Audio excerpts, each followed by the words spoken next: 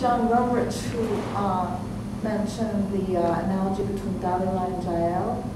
And I'm wondering if you can, because that's an interesting moment, I think, where, Jael is a hero for the heroine is for the Israelites, and there's this odd comparison made between Dalila, who's the temptress, and the, right? And I was thinking about and maybe Regina might be the person to answer this question, but what about all the violent women in the Bible that recalls, the right?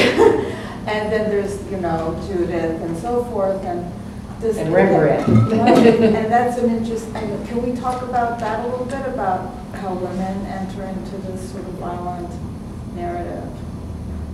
Well, I guess Dalila is trying to put herself in the she's looking for sympathy from Samson when she, with that comparison. But, well, the violence with women goes on both sides against them in Judges 19 when the nameless woman is hacked to pieces, and then promulgated by them to defend the Israelites. So then the question, I guess, that we would ask is, where are our sympathies at times like that? I frankly think that the Bible's pretty good at directing your sympathies toward these violent women. I think that Judith's song is one of the oldest pieces in the entire Bible. It's Deborah's song. Deborah's song, that's what it is. It's Deborah's song. So, and that gives a kind of, when you know that, it gives a kind of authority to the violent women. Like before the rest of this Bible stuff, there was Miriam, Miriam's song. And Miriam, well, yeah. the other parallel is Miriam's song, which is yes. is the song of Moses, which is Miriam's song, yes. right? Which sings not just Israel's passage through the water, but also the swamping and drowning of the Pharaoh's chariots too. Yeah. So that is necessarily a component of that celebration, not just the victory, but also the decimation, the destruction of the enemy. But I kind of wish that Milton had written a drama about Rebecca, because she's in a position where she's trying to decide what to do about her. She's got Isaac and Esau, and she's got to figure out what to do about these sons, and one is blessed and how's she supposed to handle this? And it's that biblical story is real close to Samson in terms of the disjunction between a divine will that seems to be directing history in a providential path, which is to redeem the Israelites on the one hand, and then the human level of, well, I have an eldest and I have another, and what am I going to do about this problem? And then all the sympathy that in the previous episode when Hagar is thrown out, that the narrator gives you for Hagar instead of for Sarah, for the dispossessed. So it seems to me that running through the biblical narrative is the same problem that we've been talking about, especially Susanna's been talking about in Samson, which is there is this providential design, but the humility and the inability of human actors to know that is a real problem. And yet you have to act, and that's what the women do. And so you act in a sphere of uncertainty. Does that make sense? But I don't know, would you like, this is the person who knows more about women's writing than the rest of us. So is there anything that you want to add about women? No, I wrote an article in which I make the case for Dalila as a sympathetic character, but I'm not sure I believe it. That was going to be my question. Well, you make the case that in fact... well, Empson made the case. Pardon? Empson made the case. Empson made a case as well, yeah. But she is, you can start with she's acting on behalf of her people. The Israelites are the other for her people. They are threatening her people, Samson most particularly. So her final, I did this out of patriotism just as you did it out of patriotism, seems fairly compelling. And also, just on a logical basis, if you don't take into account providential history and all that. So, and you can make the argument that she is coming to him really to try to redeem the marriage bond. She says so. And that she wants to make him comfortable by her own lights in terms of her own culture. And you can just ignore what he says about you don't understand a marriage bond at all, because if you did, you would have left off your father's house and become part of my tribe, become part of us and not them. So, you know, you can make that argument, but I'm not sure it's particularly relevant. And the point that you raised, Suzanne, that point of, at least in rhetorical strength in Dalai Lama's speech, where she says, in effect, what's the difference between what I'm doing, for which you're condemning me, and what you did, for which you claim some kind of leeway or justification? That's a moment in Milton that occurs more than once. Another one that will come to mind immediately is when in Paradise Lost, Michael accuses Satan of being the author of evil. And Satan, in a wonderful response, wonderful here, not being a judgmental word, but just clever response, he says, evil? We call it the strife. We style it the strife of glory. So there are all these moments in Milton where you run up against this question that how do you tell who the idolater is, and so forth and so on.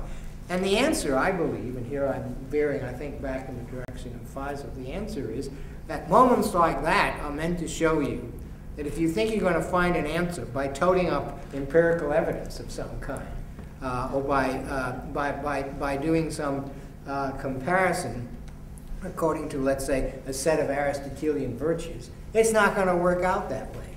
And finally, the difference really is what Richard Jebb said it was in early criticism of Samson Agonistes. It's the servants of God against the servants of Dagon. The servants of God are the servants of God, and the servants of Dagon aren't. Too bad for them.